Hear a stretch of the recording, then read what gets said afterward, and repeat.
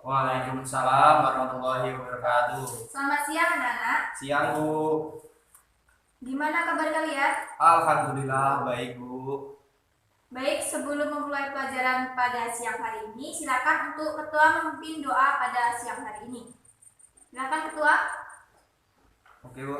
Baiklah, sebelum kita memulai pelajaran pada siang hari ini, marilah kita berdoa menurut kepercayaan kita masing-masing. Berdoa dimulai.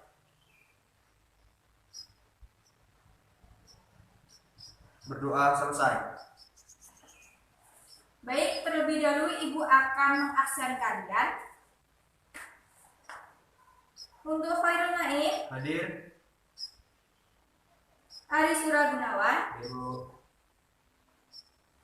Risma Desi. Sakit Bu? Sakit, ada suratnya? Ada Bu. Nah, apakah kalian sudah siap untuk belajar siang hari ini? Alhamdulillah siap Bu. Baik, di sini Ibu akan menjelaskan indikator pembelajaran pada siang hari ini. Yang pertama, mendeskripsikan sejarah sebagai ilmu. Yang kedua, mendeskripsikan sejarah sebagai kisah. Dan yang ketiga, mendeskripsikan sejarah sebagai seni. Kemudian, tujuan pembelajaran kita pada siang hari ini tak lain adalah untuk memahami, mengetahui, serta mengevaluasi kembali sejarah sebagai ilmu, kisah, dan seni. Nah, untuk Khairul Naim dan Ari Suragunawan, apakah kalian sudah membaca materi pada siang hari ini? Sedikit Bu. Baik. Nah, nanti Ibu akan membagikan kelompok diskusi kepada kalian. Silahkan kalian baca buku untuk materi siang hari ini mengenai sejarah sebagai ilmu, kisah, dan seni. Silahkan kalian cari sumber-sumber dari internet juga boleh, jurnal ataupun buku. Silahkan. Baik, di sini Ibu akan membagi kelompok diskusi kepada kalian. Untuk saudara Khairul Naim, mendeskripsikan sejarah sebagai ilmu. Kemudian Ari, sejarah sebagai kisah dan seni ya. Ya Bu. Ibu kasih waktu 10 menit untuk kalian mencari. Silakan dicari dari sekarang.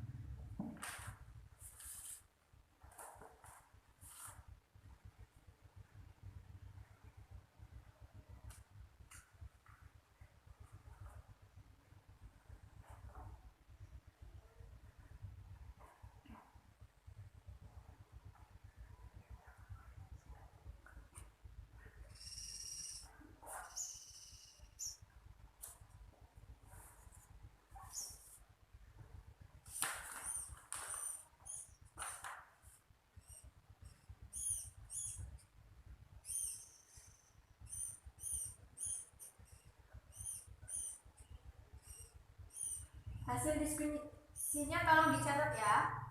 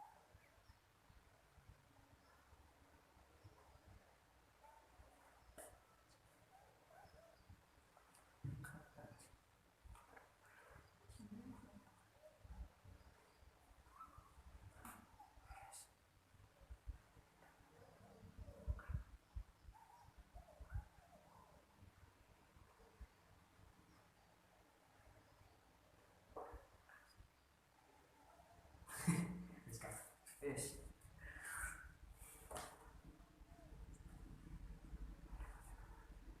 Sudah selesai belum? Sudah, Bu.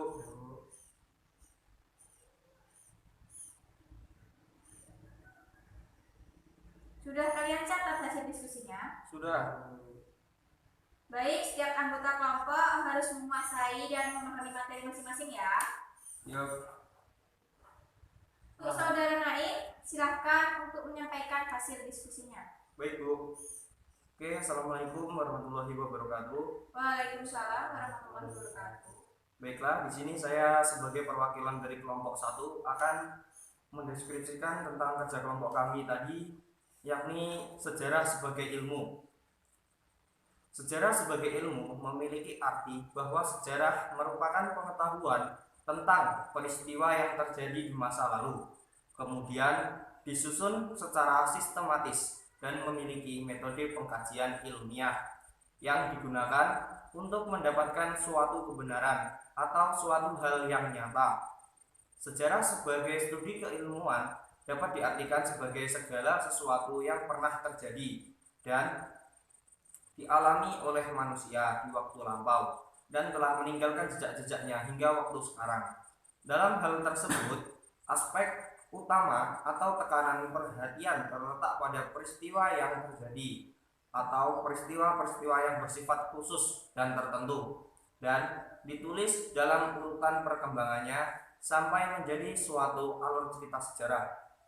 Ciri-ciri sejarah sebagai ilmu. Ciri yang pertama yaitu bersifat empiris. Empiris merupakan sebuah kata yang bermakna pengalaman, percobaan, penemuan, atau pengamatan yang dilakukan. Salah satu ciri tersebut berasal dari bahasa Yunani, tepatnya dari kata empiria. Sejarah sebagai ilmu memiliki sifat empiris, dikarenakan sejarah melakukan kajian pada peristiwa yang pernah terjadi di masa lampau. Kajian dilakukan atas dasar dan bukti-bukti ataupun jejak-jejak yang ditemukan dan mendukung adanya peristiwa. Salah satu bentuk jejak atau bukti dapat berupa sebuah dokumen, kemudian dokumen itulah yang akan diteliti oleh sejarawan untuk menemukan fakta. Yang kedua, ciri-ciri sejarah sebagai ilmu ialah memiliki objek. Ciri-ciri yang kedua adalah memiliki objek yang berarti adanya perubahan atau perkembangan kegiatan atau aktivitas manusia dalam dimensi waktu, masa lampau. Dalam hal ini, waktu merupakan salah satu unsur yang penting dalam sejarah. Tentu saja, waktu yang dimaksud adalah waktu yang terjadinya peristiwa di masa lalu. Ciri yang ketiga yaitu memiliki teori. Teori adalah pendapat yang dikemukakan oleh ahli dan berfungsi sebagai keterangan mengenai suatu peristiwa yang terjadi. Dalam sejarah, isi dari teori adalah satu kumpulan tentang kaidah-kaidah pokok suatu ilmu yang diajarkan berdasarkan keperluan peradaban. Sedangkan rekonstruksi sejarah yang dilakukan ialah pengenalan adanya teori berkaitan dengan beberapa hal, yaitu sebab akibat, subjektivitas, objektivitas, dan eksplanasi. Ciri yang keempat ialah memiliki metode. Metode merupakan langkah atau cara yang sistematis serta tidak melenceng dari norma-norma yang berlaku dan digunakan untuk mencapai suatu tujuan tertentu. Setiap ilmu pengetahuan tentu memiliki tujuan, begitu juga sejarah. Sementara itu, tujuan dari ilmu sejarah ialah menjelaskan perkembangan atau perubahan kehidupan yang dilalui oleh manusia dari waktu ke waktu. Dalam sejarah, metode berfungsi sebagai mencari kebenaran terkait peristiwa-peristiwa khusus yang terjadi di masa lampau, sehingga para sejarawan harus benar-benar meneliti dalam menyimpulkan suatu peristiwa. Ciri yang terakhir ialah sejarah sebagai generalisasi. Generalisasi merupakan sebuah kesimpulan yang bersifat umum yang ditarik suatu pengamatan dan pemahaman penulis. Contoh sejarah sebagai ilmu. Yang pertama yaitu teori masuknya Hindu-Buddha ke Indonesia adalah mengenai teori masuknya agama serta kebudayaan Hindu-Buddha ke Nusantara. Berdasarkan referensi yang ada, banyak sekali teori yang membahas tentang peristiwa ini, termasuk 4 teori yang cukup terkenal, yaitu Brahmana, Ksatria, Waisya, dan arus balik. Masing-masing teori telah memiliki bukti dan telah dikaji secara ilmiah serta sistematis, sehingga teori tersebut dapat dikategorikan sebagai contoh sejarah sebagai ilmu. Teori masuknya Islam ke Indonesia. Yang kedua yaitu teori masuknya Islam ke Indonesia. Selain masuknya agama dan kebudayaan Hindu-Buddha ke Indonesia, teori tentang masuknya Islam ke Indonesia juga masuk ke dalam kategori contoh sejarah sebagai ilmu. Terdapat banyak teori dalam peristiwa masuknya Islam ke Indonesia. Salah satunya adalah teori Gujarat. Sejarah berasal dari bahasa Arab, yakni syajarotun, yang berarti pohon. Sejarah ibarat sebuah pohon yang tumbuh dan berkembang. Dari hal yang paling sederhana hingga yang paling kompleks. Sejarah dalam bahasa Inggris disebut sebagai history, yang memiliki arti cerita masa lampau. Sejarah juga berasal dari bahasa Jerman. Geschichte yakni sesuatu yang telah terjadi. Dari berbagai bahasa tersebut dapat disimpulkan pengertian sejarah, yaitu peristiwa yang terjadi pada masa lampau. Cukup sekian presentasi dari kelompok 1. Kurang lebihnya saya mohon maaf. Untuk teman-teman, apakah ada yang akan ditanyakan? Silahkan, bagi yang belum jelas, tanyakan kepada penyaji. Baik, apakah ada yang ditanyakan dari presentasi kelompok 1 tadi? Izin bertanya kelompok 1. Oke, silakan. Maksud dari sejarah itu selalu berkembang itu bagaimana? Oke, baiklah.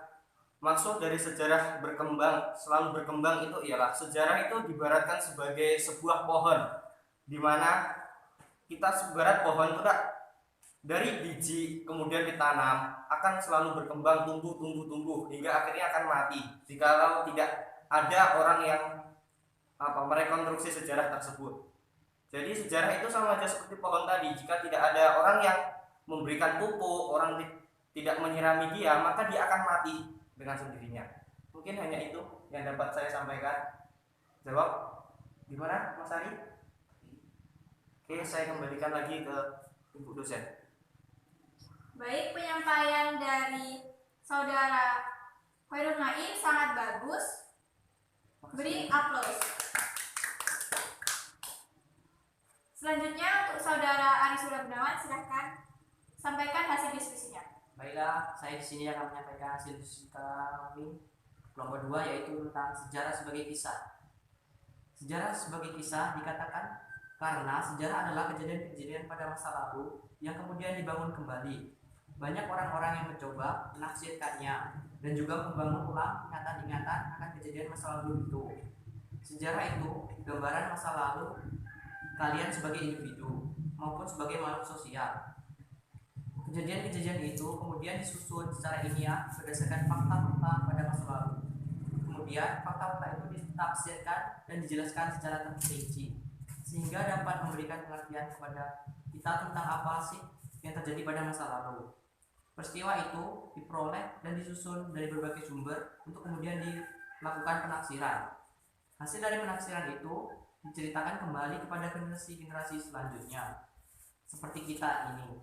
Banyak dari cerita-cerita peristiwa diceritakan kembali oleh sejarawan dengan tafsiran yang berbeda-beda antara mereka satu sama lainnya.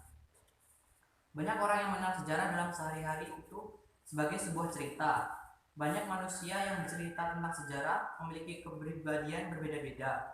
Dalam menyusun cerita sejarah sebagai kisah, mereka berpendirian supaya cerita mereka bisa dipercaya dan bersifat objektif. Akan tetapi, pada dasarnya setiap manusia yang menceritakan sejarah sebagai kisah, mau tidak mau mereka akan dipengaruhi oleh sifat-sifat mereka sendiri. Secara tidak langsung, setiap cerita yang dibuat pasti tidak dapat langsung dikatakan sudah objektif. Yang kedua, sejarah sebagai seni. Tokoh penganjurnya adalah sebagai seni adalah George Mercury Trevelyan. Menurutnya, menulis sebuah kisah peristiwa sejarah tidaklah mudah karena memerlukan imajinasi dan seni. Dalam seni dibutuhkan intuisi, emosi, dan gaya bahasa. Sejarah dapat juga dilihat sebagai seni. Seperti halnya seni, sejarah juga membutuhkan intuisi, imajinasi, dan emosi, yang dimana intuisi dibutuhkan sejarawan, terutama yang berkaitan dengan pemahaman langsung seperti penelitian. Setiap langkah-langkah yang harus dikerjakan oleh sejarawan memerlukan kepandaian dalam memutuskan apa yang dilakukan. Seringkali untuk memilih suatu penjelasan bukanlah paragraf ilmu yang berjalan tetapi intuisi. Dengan demikian, halnya ketika harus menggambarkan suatu peristiwa atau berupa deskripsi, sejarawan sering tidak sanggup melanjutkan isinya. Dalam keadaan seperti itu, sebenarnya diperlukan adalah intuisi. Namun, meskipun mengenal intuisi, sejarah harus tetap berdasarkan pada data yang dimilikinya. Sejarawan juga membutuhkan imajinasi, misalnya membayangkan apa yang sebenarnya terjadi, apa yang sedang terjadi pada suatu periode yang diteliti. Imajinasi digunakan tentunya bukanlah imajinasi liar, melainkan imajinasi berdasarkan keterangan atau data yang mendukung. Misalnya seorang sejarawan akan menulis pria ini awal abad ke-20. Ia harus memiliki gambaran mungkin pria itu adalah anak kaum bangsawan atau raja yang turun statusnya karena sebab-sebab alamiah atau politis. Imajinasi seorang sejarawan juga harus jalan jika ia memahami perlawanan Sultan Palembang yang berada di luar ibu kota pada abad ke-19. Sejarawan dituntut untuk dapat membayangkan sungai dan hutan yang mungkin jadi tempat baik untuk bersembunyi mereka. Dengan demikianlah emosi. Dalam penulisan sejarah terdapat pula keterlibatan emosi. Di sisi penulis sejarah perlu memiliki empati yang menyatukan dirinya dengan objek yang diteliti. Pada penulisan sejarah romantik, yaitu pada abad ke-18 dan pada awal abad ke-19, sejarah dianggap sebagai cabang sastra. Akibatnya, menulis sejarah disamakan dengan menulis sastra. Artinya menulis sejarah harus dengan keterlibatan emosional. Orang membacakan sejarah penaklukan Meksiko, jatuhnya Romawi, pelayaran Inggris ke Amerika harus dibuat seolah-olah hadir dan menyaksikan peristiwa itu. Penulis harus berempati, menyatukan perasaan dengan objek. Dengan itu diharapkan sejarawan dapat menghadirkan objek-objek seolah-olah pembaca mengalami peristiwa itu sendiri. Unsur lain yang tidak kalah penting dalam penulisan sejarah adalah gaya bahasa. Dalam penulisan sejarah, sejarawan harus menggunakan gaya bahasa yang tidak berbelit-belit, tidak berbunga-bunga, tidak membosankan, komunikatif, dan mudah dipahami.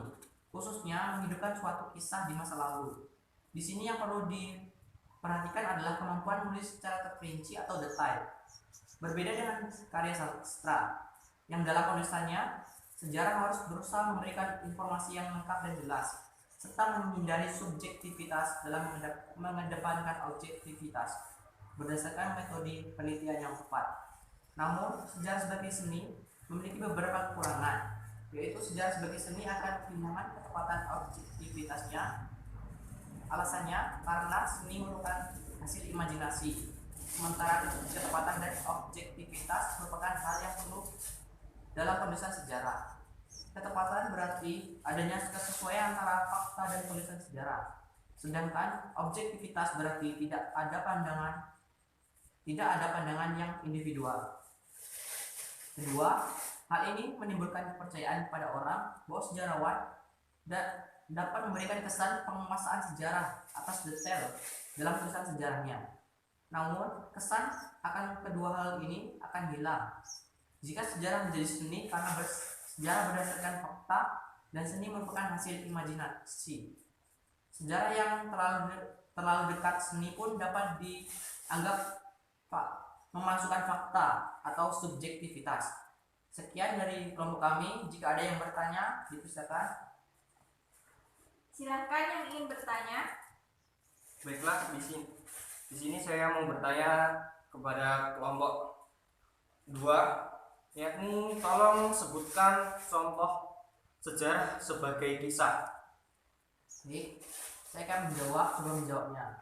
Contoh sejarah sebagai kisah itu karena adanya sejarah itu ditularkan dari mulut ke mulut. Contohnya adalah kisah Malih Kundang, Ken Dedes dan Ki Arok, dan perlawanan rakyat Aceh. Seperti itu. Oke, terima kasih. Baik, penyampaian dari Ari Suragunawan juga sangat bagus. Beri give applause untuk Ari Suragunawan.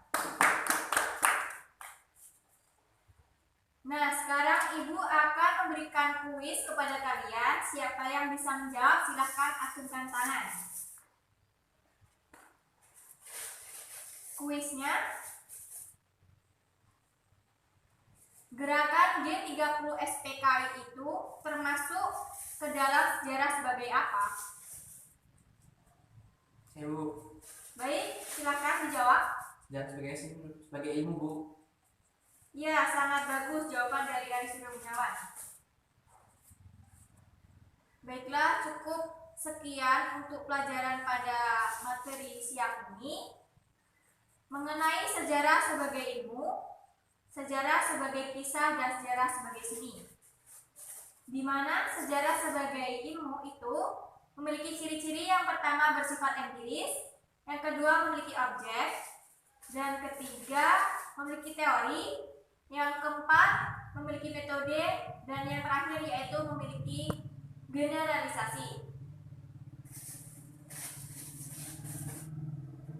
Dan kedua yaitu sejarah sebagai kisah, yakni kejadian-kejadian pada masa lalu kemudian dibangun kembali.